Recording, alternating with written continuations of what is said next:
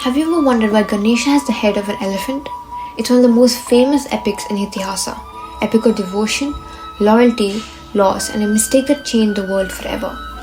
High in the snowy peaks of the Himalayas lived goddess Parvati, the divine mother. Her husband Lord Shiva often spent long periods in deep meditation, helping maintain the balance of the universe.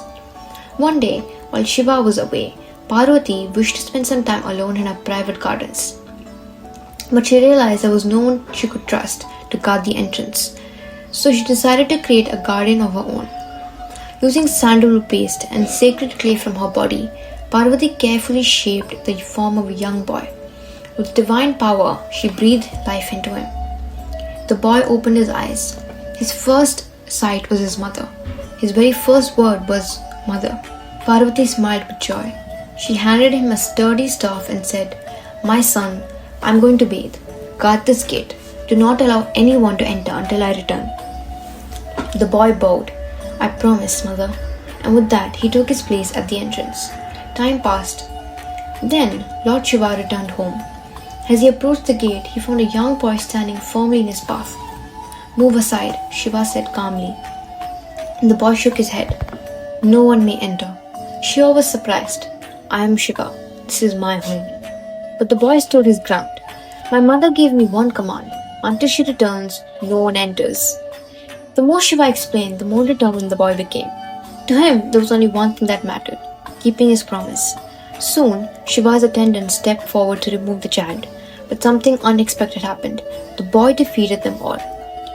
Again and again, powerful warriors rushed towards him, and again they were driven back. The guardian Parvati had created was no ordinary child. News of the confrontation spread across the heavens. Gods, sages, and celestial beings watched in amazement as a mysterious boy stood alone against Shiva's forces. At last, Shiva himself stepped forward. His patience had run out. The air grew still. The mountains trembled.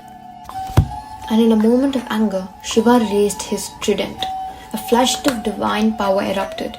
When the dust settled, the boy lay motionless. His head had been severed. Silence filled the mountains. Then Parvati emerged. The moment she saw her son lying on the ground, her heart shattered. Her grief shook up the heavens. The skies darkened. The earth trembled. God himself became afraid. Through tears, Parvati explained the truth. "This is my son. He was only obeying my command." The moment Shiva heard those words, his anger disappeared. In its place came regret. The boy had done nothing wrong. He had simply remained loyal to his mother. Realizing his mistake, Shiva vowed to make the things right. Turning to his followers, he commanded, "Go at once. Bring me the head of the first living being you find facing north." His attendants hurried into the forests and mountains. After searching far and wide, they found a great elephant, wise, gentle, and noble. The elephant accepted his destiny. Its head was brought back to Shiva. With divine power, Shiva replaced the elephant's head upon the boy's body and breathed life into him once again. The child opened his eyes. He lived, but now was transformed, stronger, wiser, and destined for greatness. Shiva embraced him and declared, "From this day forward, you shall be known as Ganesha, leader of the people." Then, he gave him a blessing unlike any other. Before beginning any journey, any prayer, any task, or any new chapter in life, people shall remember you first. And so it has remained ever since. Millions of people begin their praise by honoring Ganesha. Millions seek his blessing before starting something important. But beyond the elephant head and the divine miracle, this story teaches something deeper. Ganesha's large ears remind us to listen carefully. His small eyes remind us to focus. His great head reminds us to seek wisdom. And his story reminds us that even mistakes can be transformed into something beautiful when we accept responsibility and try to make things right.